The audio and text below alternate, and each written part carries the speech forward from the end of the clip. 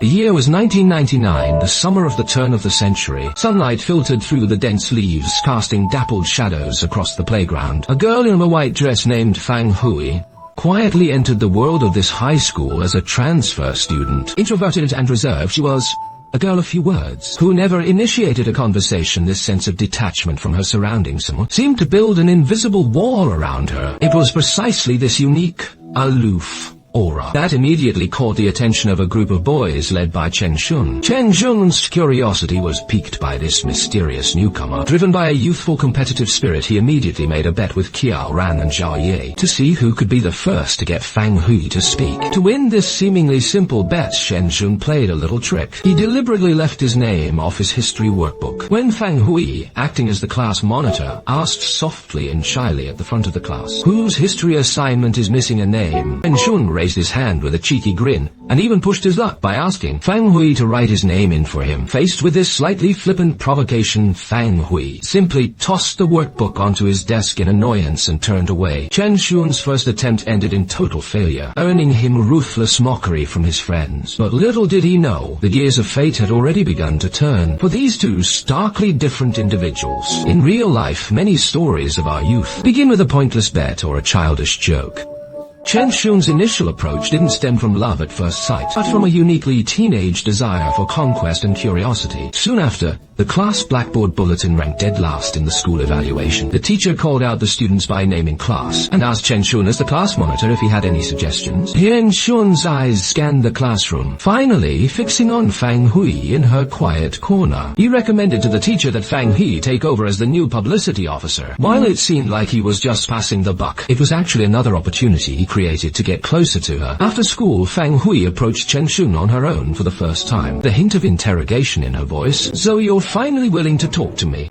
"I can't take on this task." Despite her verbal refusal, Fang Hui ultimately acquiesced. Drenched in sweat from basketball, Chen Shun ran back to the classroom, claiming he had forgotten his workbook. The moment he pushed open the door, the scene before him became a frame frozen forever in his memory. The golden light of the setting sun filtered through the window, gently illuminating the girl in white. The breeze stirred her hair, and the air was thick with chalk dust and the unmistakable scent of youth. In that confined space, an inadvertent glance and an accidental brush of fingertips allowed an ambiguous romance to quietly brew. To catch Fang Hui's eye, Chen Shun did something even bolder and more reckless. One dark and windy night, he secretly climbed through the window into the classroom and scrawled a line on the blackboard, "Fang Hui likes Chen Shun." The next morning, when Fang Hui walked into the classroom and saw those words, she stood frozen in shock. The whispers and knowing looks from the whole class were like countless fine needles, leaving her flushed with unbearable shame. For a girl who was naturally introverted and hypersensitive, being thrust into the center of such gossip was deeply wounding. She slumped over her desk, her aggrieved tears soaking through her sleeves, having even forgotten to eat breakfast. Seeing this, Qiao Ran, who had always watched over Fang Hui in silence, was deeply pained. Instead of joining the others in their jeering, he quickly grabbed the eraser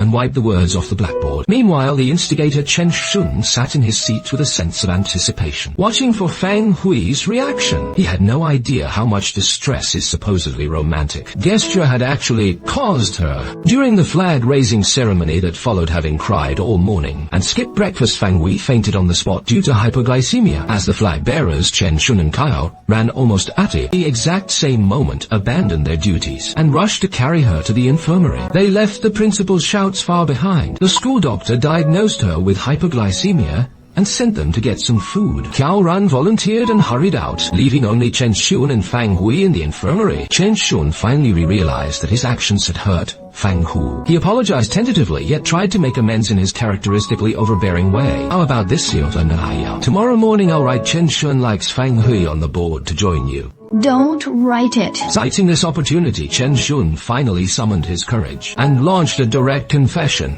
He pressed her relentlessly, stubbornly demanding to know if she liked him. Just as the tension peaked, the doctor walked in and interrupted them. Asking for Fang Hui on one side was Chen Shun's relentless questioning. On the other was the doctor waiting for confirmation under this double pressure. Fang Hui whispered that single word almost subconsciously. "Yes." In that moment, A tacit understanding was formed between them. The entire world seemed as if bathed in a soft, gentle filter. By the time Kyo-ran returned breathless and laden with snacks, he was unaware that he had completely missed that crucial moment. All he saw was the two of them caught in a somewhat awkward tension. Chen Shun's way of pursuing her was full of the assertiveness and egocentrism typical of boys in that era. He didn't know how to be considerate of Fang Hui's introversion and sensitivity, insistently expressing his affection in his own way. In her passive life, Fang Hui needed someone like Chen Shun, an assertive intruder, to break the status quo. As for Kyo-ran, while his gentleness and protection were indeed beautiful, his very restraint meant he was always destined to be one step too late. On the final night before the turn of the century, Chen Shun took Fang Hui and their friends to the Da, most fashionable entertainment venue of that era, the skating rink. Midst the retro lights and booming music, they let their youthful hormones run wild. But an unexpected collision unearthed a painful secret from Fang Hui's past. Fang Hui was accidentally knocked down by a local thug. Recognizing her, he began to provoke her with a barrage of foul insults. Chen Shun's temper flared instantly in a bid to defend Fang Hui. A chaotic brawl broke out. Outnumbered and overwhelmed, Chen Shun was soon pinned to the ground and beaten. Seeing this, Kyo-ran and Zhao Yi immediately jumped into the fray. The skating rink instantly descended into total chaos. Watching Chen Shun getting beaten black and blue for her sake, Fang Hui was consumed by guilt and terror. In a moment of desperation, she summoned all her strength and screamed at Chen Shun through the melee, demanding a breakup. But to the adrenaline-fueled Chen Shun, this heart-wrenching cry for a breakup sounded like the most moving confession of all. As if jolted by a sudden surge of energy, he was instantly galvanized and fought back with everything he had. After the fight, without stopping to ask questions, he grabbed Fang Hui's hand and ran at a deserted street corner. Fang Hui finally broke down in tears and revealed her past. It turned out she was relentlessly pursued by a thug named Li He before transferring later. Li He was beaten to death during a conflict while trying to protect her. Since then, Li He's associates held her responsible for his death, forcing her to wear mourning clothes and bear the guilt of killing their brother, trapping her in endless harassment and fear until she was forced to transfer. Hearing this grim and heavy past, Chen Shun's heart ached for her as he solemnly apologized to her. I'm sorry, don't ever say those 3 words to me again. It makes it feel as though you owe me something. At that time, Chen Shun didn't yet grasp the deep-seated insecurity behind her words. He only knew that he had to protect this girl. In the middle of the square, he shouted Fang Hui's name over and over, as if trying to dispel all the shadows in her heart with the power of his voice. And Fang Hui called back to him time and time again. As the countdown to the new millennium reached its end, brilliant fireworks erupted across the night sky. Beneath the glowing sky, Chen Shun and Fang Hui closed their eyes and shared their very first kiss. That kiss was a promise, a comfort, and the most searing mark of their love. As they entered their second year of high school, their bond grew even steadier. 5 friends went to school together and even took a trip to the seaside. The canvas of their youth was painted with the sounds of their carefree laughter. By the sea, Zhao Yi mustered up his courage, suggesting he and Lin Jiamo write the names of the people they liked on the sand. Full of hope, he wrote down Lin Jiamo, but when he turned around, he saw that she had written the name Sukai. Sukai was the one who had helped them out at the rink, known for his incredible skills. Like a boy straight out of a manga, Zhao Yi could only smile bitterly and erase the words in the sand, pretending that it was all just a harmless game. Kyo-ran, on the other hand, poured his deepest love for Fang Hui into an essay titled A Clove Flower. He likened Fang Hui to a clove blossom, writing of the awe he felt when they first met, and how he had once quietly searched for a 5-petaled clove, a symbol of happiness. He had never found the courage to give it to her. At the end of the essay, he wrote, "If this 5-petaled clove is truly magical, I would rather take my own happiness and give it all to her." This essay won him the new concept writing competition, marking both the beginning and the end of his unrequited love. Fang Shun also expressed his love in his own way by writing a song for Fang Hui, titled Fleet of Time. One night he called her in high spirits, wanting to sing it to her, but after just a few chords, the phone was snatched away and hung up by Fang Hui's father. Their puppy love was finally exposed, leaving Fang Hui's father in a rage. He began monitoring her, strictly escorting her to and from school every day. At school, they were forced to become the most familiar strangers. As for that song written only for her, she never got to hear it in its entirety. The pressure of senior year soon followed to prepare for the Jiukao. They temporarily set aside their romantic feelings. After the graduation photos were taken, Chen Shun took Fang Hui and their friends to the poplar trees on campus. There they each carved their vows deep into the bark. He promised Fang Hui that they would get into the same university and never be apart. But fate is a cruel jester. On the first day of the Jiaokao, after the math exam, a distraught Fang Hu told Chen Shun that she had been so nervous. She had failed to solve the final 13-point question, fearing she would no longer be able to attend the same university as him. Saying the girl he loved so disheartened, Chen Shun made a decision that would change the course of their lives forever. During the final physics exam, he deliberately left blank another 13-point question.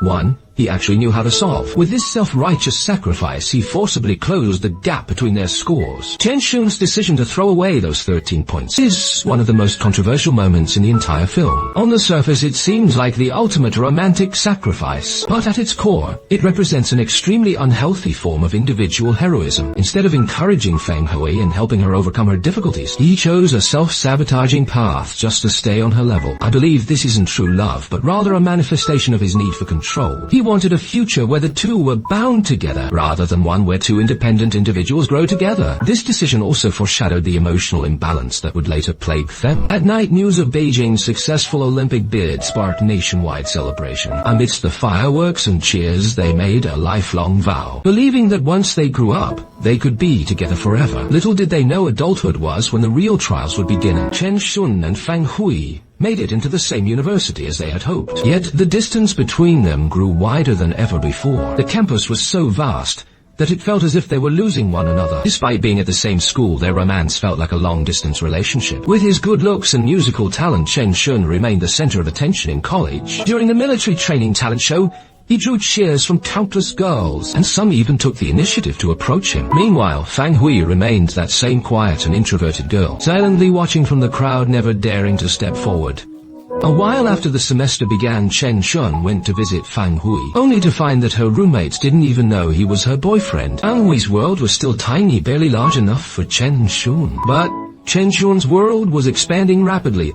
That's when he met Shen Xiaotang, a girl as bright and passionate as fire. If Fang Hui was the solid ground that gave Chen Shun stability and belonging, then Shen Xiaotang was the bird that could soar alongside him. They played music and sang together, sharing the same passions. This spiritual resonance drew them closer almost instantly. As they spent less time together, Fang Hui's roommates began to suspect that Chen Shun's heart had strayed, yet she stubbornly chose to believe until one day she saw Chen Shun and Shen Xiaotang eating together with her own eyes. Lacking the courage to confront them, she chose to run away instead. Later, she summoned the courage to call Chen Shun, but he missed it, preoccupied with playing music with Shen Xiaotang. By the time Chen Shun called back, Fang Hui had fallen from her upper bunk in her rush to answer the phone. She injured her leg, but she didn't tell him, and Chen Shun didn't call again, not until Fang Hui's birthday.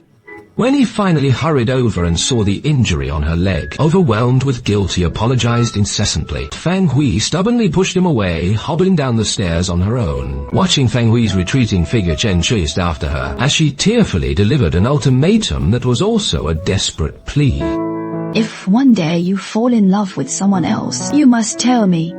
This sentence foreshadowed the complete collapse of their relationship. Torn between guilt and confusion, Chen Shun crossed paths with Shen Xiaotang once more. He vented his emotions through music after the passion-peaked Shen Xiaotang kissed him, and he did not pull away. He was torn between craving Shen Xiaotang's fire and clinging to Fang Hui's tenderness. Caught in this wavering state, he gradually became a two-timer. Soon after the university held its New Year's Eve gala, Fang Hui decided to go because Chen Shun had once promised that he would perform on stage for her, singing the song he wrote specifically for her. But when she saw Shen Xiaotang standing on stage alongside Chen Shun, all her expectations instantly crumbled into utter despair. She walked out of the auditorium without looking back into the snowy night and dialed Chen Shun's number. Do you like Shen Xiaotang? I don't know.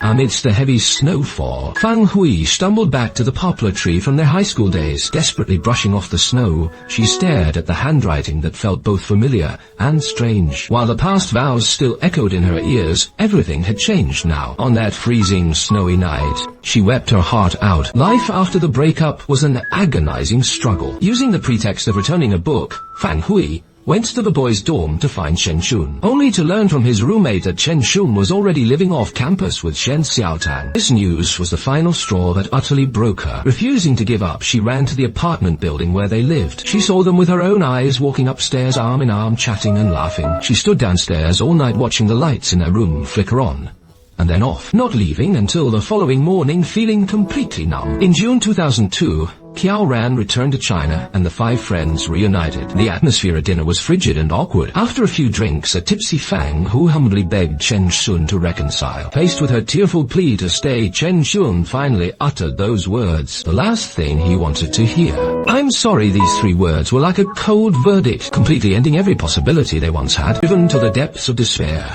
Fang Hu made a decision that she would regret for the rest of her life. She invited Guangqiang, Chen Shun's cynical roommate, to a hotel, and in a self-destructive act gave away her most precious possession. It wasn't out of love or even strictly for revenge. She simply wanted to use the most tragic way to personally tear apart the image of the pure and beautiful Fang Hu in Chen Shun's memory. When Chen Shun found out from Guangqiang's boasting, he lost his mind. He pinned Guangqiang to the ground and beat him mercilessly, then ran through the pouring rain to confront Fang Hui. Do you love him? I love you, but you can sleep with me. This conversation was fraught with misunderstanding and pain. Chen Shun thought Fang Hui was retaliating against him, while Fang Hui was actually mourning their dead love in the most devastating way. Fang Hui's revenge is the most heartbreaking part of the entire film. I don't think it was just an impulse, it was the result of long-term repression. In her helplessness, it was the only way she could think of to hurt Chen Shun while also destroying herself. This also serves as a reminder for us in real life. Speak up about your needs, your grievances, and your fears. Don't leave the other person guessing. It only leads to misunderstanding and exhaustion. The cruelty of fate didn't stop there soon. Fang Hui discovered she was pregnant. This unexpected life became the final straw that broke her. Outside the cold operating room, a numb Chen Shun stared at the surgical consent form. Looking at the family signature line, he felt nothing but endless regret and powerlessness. His hand trembled as he signed his name, a gesture dripping with irony. In his capacity as an ex-boyfriend, he exercised the rights of a guardian for a child that wasn't even his. On the operating table, Fang Hui refused any anesthesia. She wanted to use this piercing pain to firmly etch today's humiliation and suffering into her memory. After the surgery, Fang Hui was deathly pale, too weak to even stand. Filled with agonizing regret, Chen Shun pulled her tightly into his arms. This embrace came far too late in Chen Shun's arms. Fang Hui clung to that final trace of warmth, but she also knew that there was no going back. They once had everything, but they lacked a future they could walk into together. In the end, Fang Hui stubbornly pushed him away and walked out of his life. And just like that, they drifted apart forever in those fleeting years. The story concludes at a wedding in 2014. Chen Shun is no longer that bright, sunshiny boy, but an adult showing the weary marks of the world. The photographer Chi-Chi gave Chen Shun a disc and told him to watch it until the end. Is there anything else you want to say to Fang Hui? Fang Hui. The disc contained a wedding video when the scene switched to a bridge in Paris. A figure both familiar and distant appeared on the screen. It was Fang Hu. Standing on that bridge in a foreign land, she had a faint, serene smile. Time didn't seem to have left many marks on her face, but her eyes held a sense of composure and peace she never had before. The camera finally lingers on Chen Shun's face, filled with shock, remorse, and endless longing as the movie comes to an end, leaving behind an open ending and a lingering sense of sorrow. When we watch Fleet of Time, it's no longer just to witness the joys and sorrows of a first love, but to find the fragments of our own youth within the story of Chen Shun and Fang Hui. We often wonder if Chen Shun had never said those words. I wonder if Fang Hui had felt a bit more secure and practiced less self-depletion, would the ending have been different? But youth has no what-ifs, those thoughtless words that cause pain, those unspoken acts of forgiveness, and those humbled pleas for reconciliation, ultimately turned into regrets that can never be mended. Some say the beauty of youth often lies in its very imperfection. So in reality, when facing a relationship crisis, please look inward first. Could the Shen Xiaotang who makes your heart waver simply possess something that your partner cannot offer at the moment? As for Qiao Ran, who has always protected you in silence, have you taken his preciousness for granted out of habit? One of the heavy costs of youth is that we often mistake passion for the entirety of love, while overlooking the fact that respect, understanding, and companionship are the true foundations that sustain a relationship. We may be unable to change the past, but we can learn from their story how to navigate every step of the future with more wisdom. Don't let our youth turn into a movie where we have no regrets for the dream, only regret the haste.